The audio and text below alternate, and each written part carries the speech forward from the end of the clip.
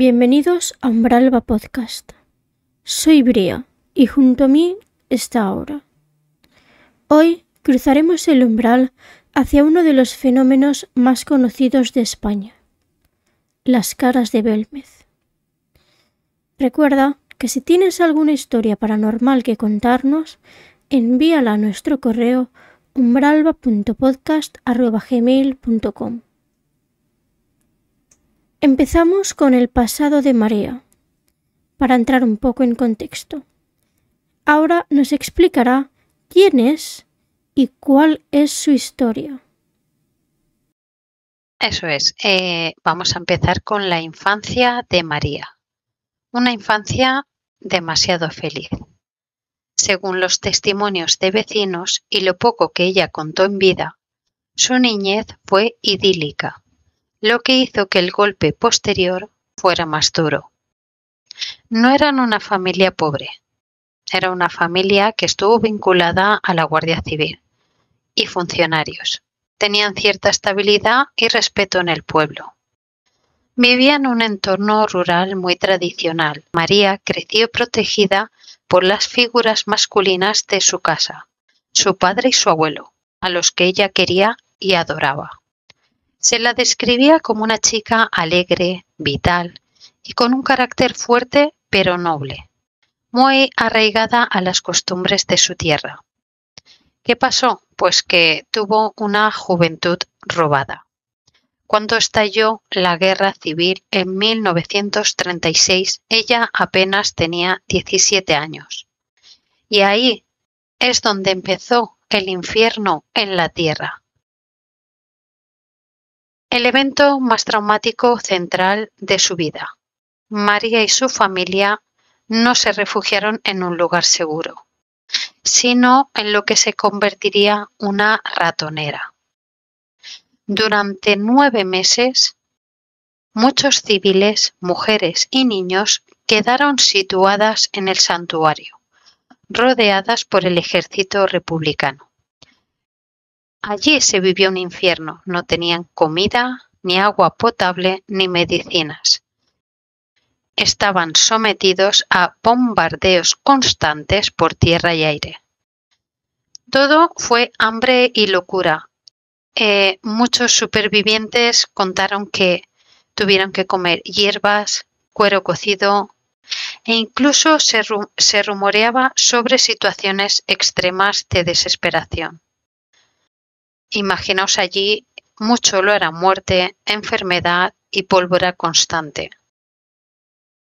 Después de todo esto, María tuvo una doble pérdida, el abuelo y el padre.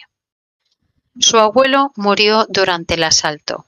Algunas fuentes dicen que por hambre, enfermedad, otras que por el conflicto. Pero aún así, su muerte fue muy devastadora para María.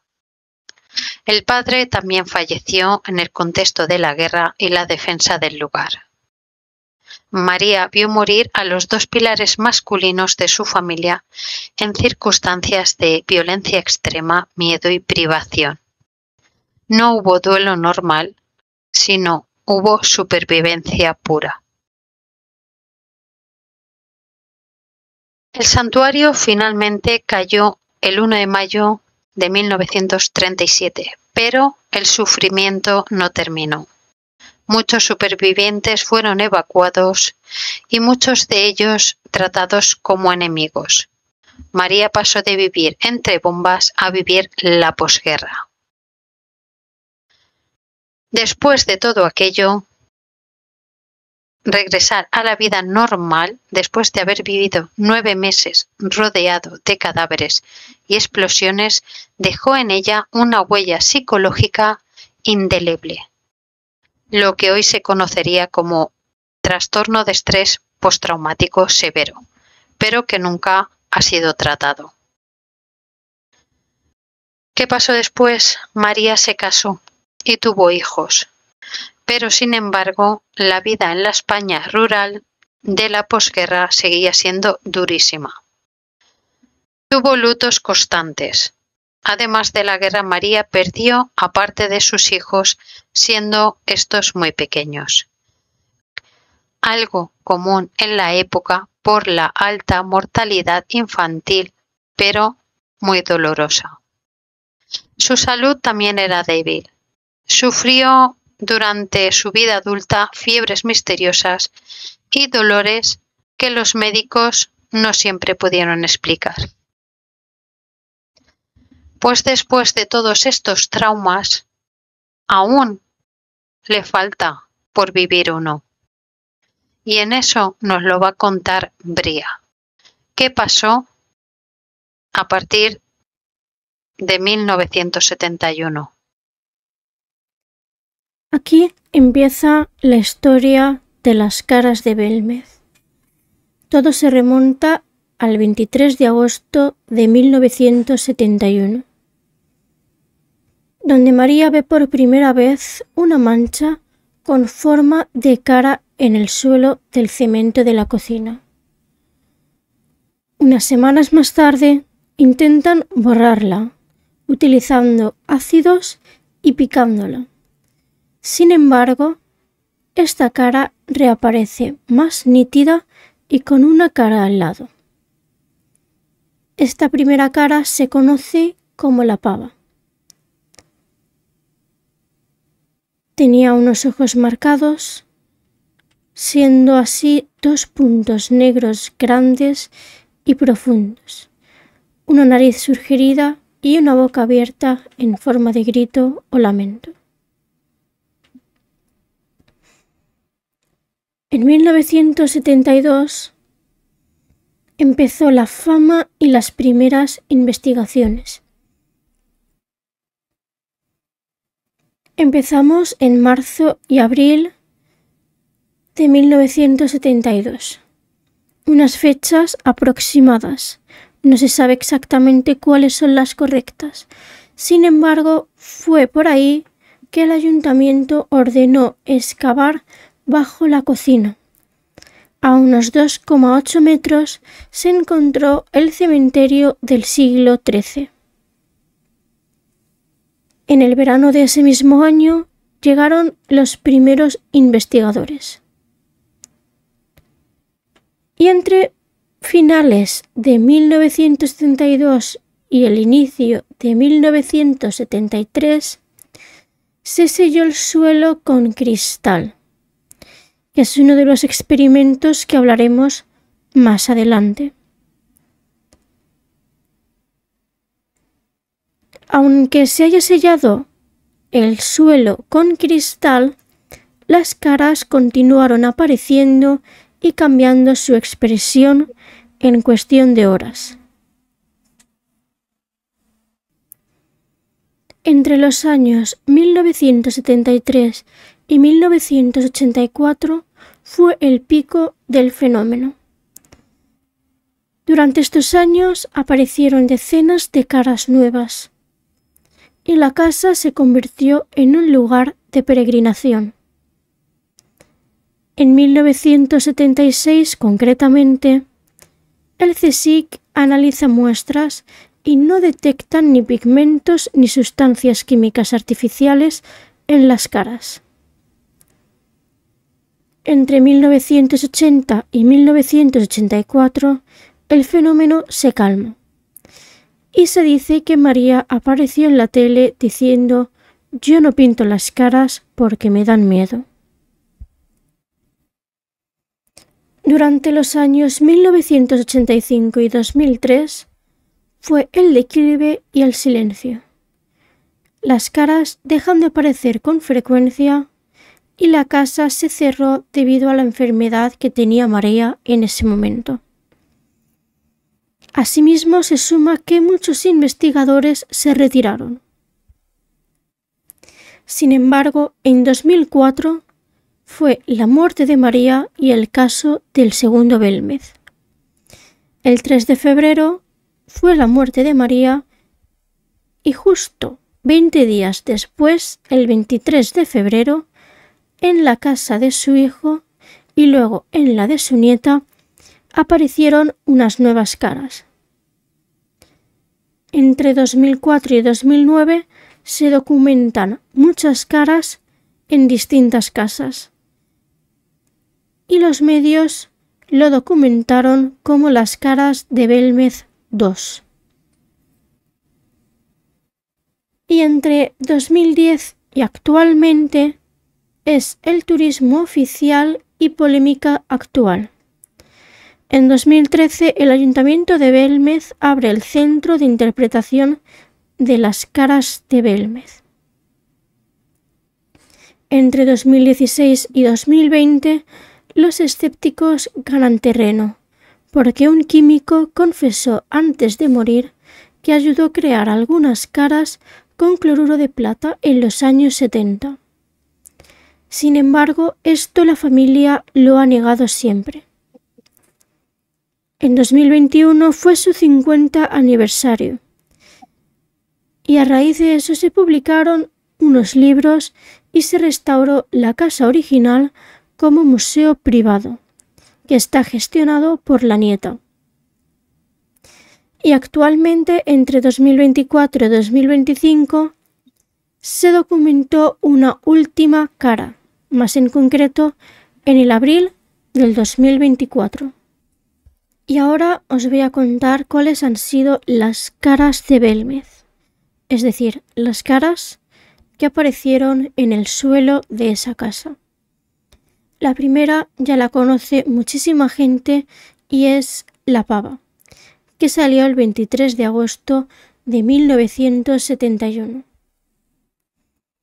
En marzo de 1972 salió el pelón, un hombre calvo con ojos muy abiertos y una expresión de terror. Cambió de expresión la noche del 23 de noviembre y se le abrieron mucho más los ojos. En abril de ese mismo año apareció la niña, una cara con rostro infantil, pelo largo, ojos muy grandes y llorosos. En psicofonías esa misma cara decía: «Me duele la cabeza». El 8 de febrero de 1974 apareció el Pensador, o también conocido como el Grande. Una cara de un hombre barbudo con mano en la barbilla y una expresión pensativa. Esta es la cara más grande que se ha visto. En junio de 1974 apareció el Caballero, un hombre con bigote y perilla, los ojos rasgados y apariencia del siglo XVII.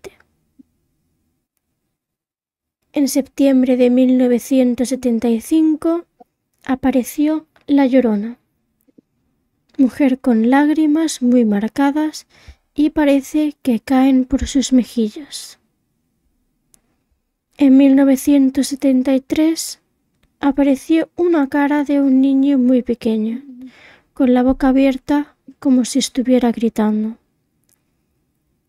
Esta cara apareció poco después de que un niño muriera atropellado en el pueblo.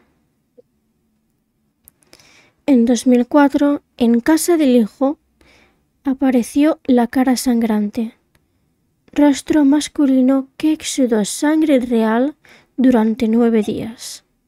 Se rumorea que en los análisis de sangre apareció que obviamente era sangre humana y del grupo cero positivo. Entre 2004 y 2005, en casa de la nieta, apareció la cara de María. Tenemos en cuenta que ella murió en 2004. Se llama María porque es la cara que más se le parece a ella, con una descripción de mujer mayor, pelo blanco y expresión serena. En 2006 apareció un hombre con turbante, barba larga y ojos muy profundos.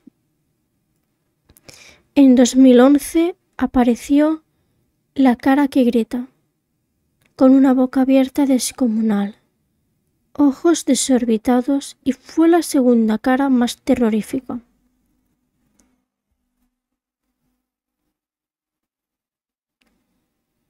en 2018 apareció la cara que se llamó el Inquisidor, hombre con capucha y una mirada muy severa.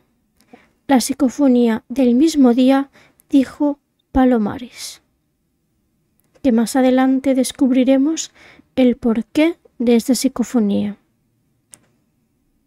Y la última cara se llamó La Última, que apareció en abril de 2024, siendo así un rostro femenino muy nítido, ojos cerrados y expresión de paz.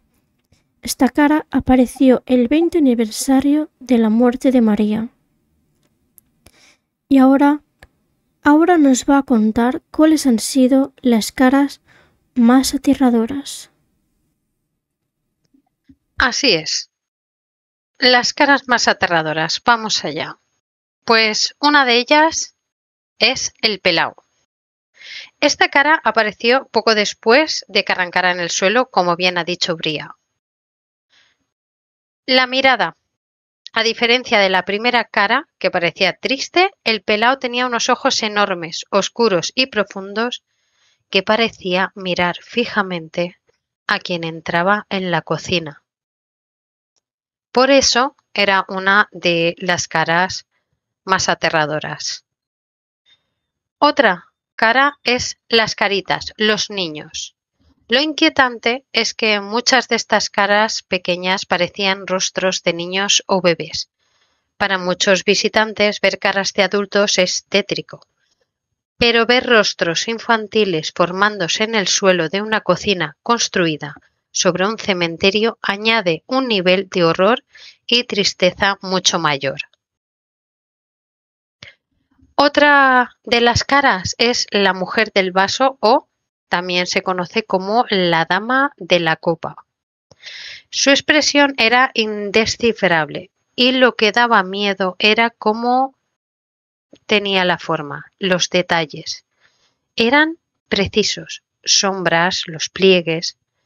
Parecía imposible que fuera una simple mancha de humedad aleatoria. Entonces, ¿qué más? Tenemos una que no se ha mencionado y creo que también es importante, y es una que le decían la cara del anciano. Era una mancha que apareció, surgió una que recordaba claramente a un hombre mayor con rasgos marcados y según algunos con barba o perilla. La familia y los vecinos empezaron a llamarla el abuelo. Muchos de ellos identificaron esa imagen con el abuelo de María Gómez.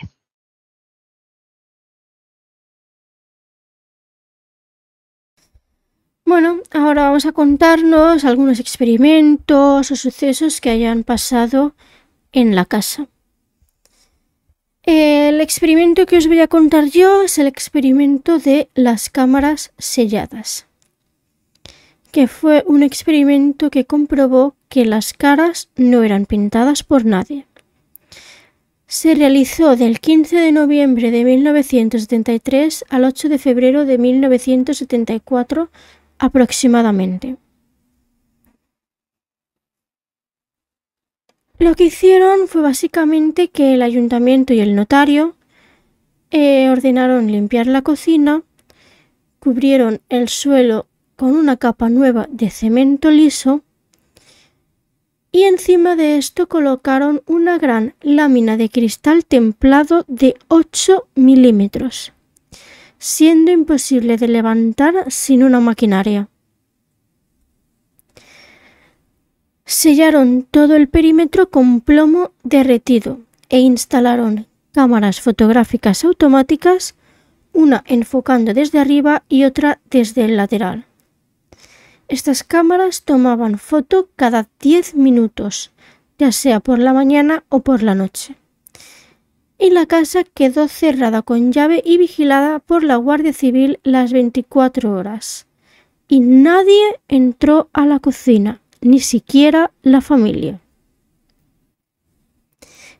El resultado de este experimento fue que el 8 de febrero de 1974 rompieron los sellos delante del notario, periodistas y científicos.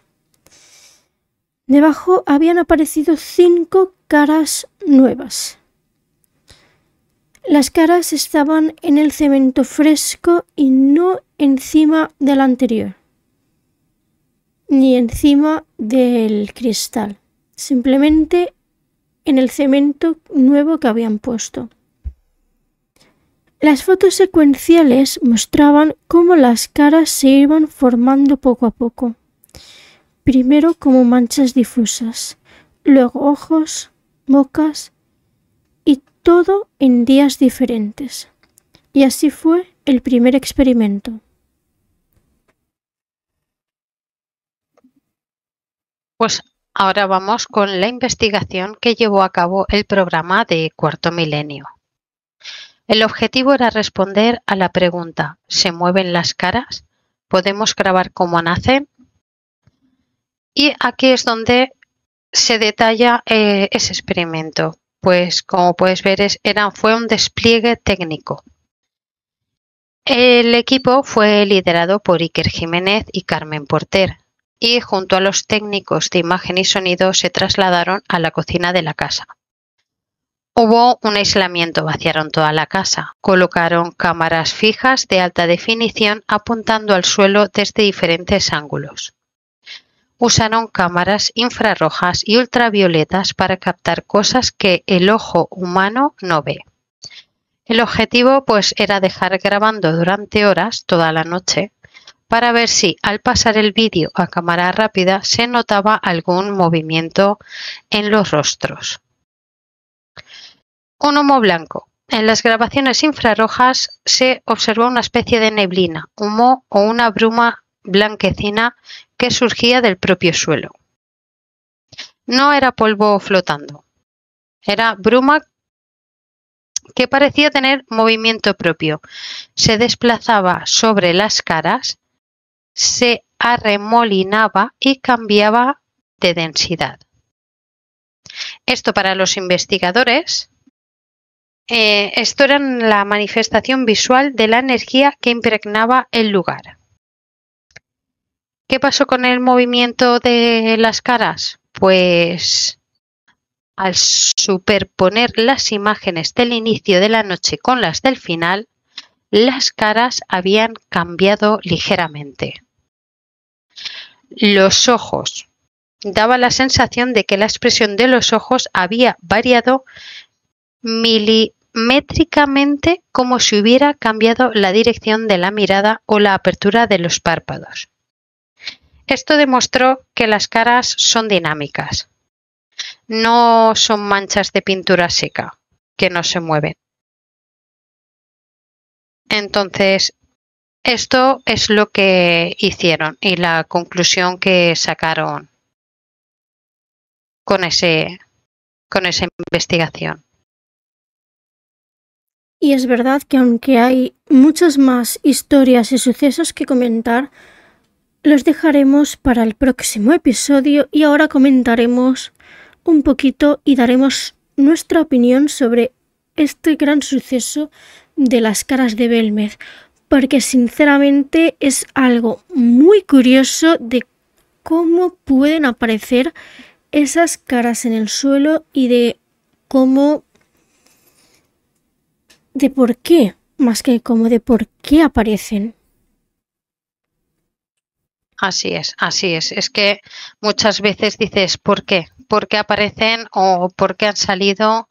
Y la verdad, viendo el pasado de María, no sé, Viéndolo es que todo, pueden ser, sí, pueden ser muchas cosas. de todo lo que pasó, sí. Sí que es verdad Sí. que cuando yo empecé a investigar lo de las caras de Belmez, no se me ocurrió otra cosa que empezar a hacerlo por la noche. Gran anécdota. Y conforme iba descubriendo unos datos muy interesantes e inquietantes que ya comentaremos, se me iba formando el típico nudo en la garganta de que ahí había algo, pero no sabía el qué. O sea, las caras de Belmez de por sí se nota que es algo fuerte, que es algo duro, ya sea por la historia de María como por todo lo que pasó después de que se mudaran a esa casa, es decir, a raíz de 1971. Pues sí, es que la verdad María pasó por muchas cosas y después todo lo que tuvo que pasar en la casa, la verdad, pues tiene que ser duro.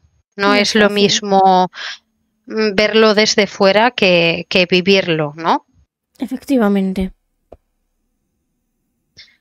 Y sí, hay muchas teorías que contaremos, que la verdad son muy interesantes y que cada quien pues se quedará con lo que opine o lo que más le guste. Claro está. Y son bastante interesantes.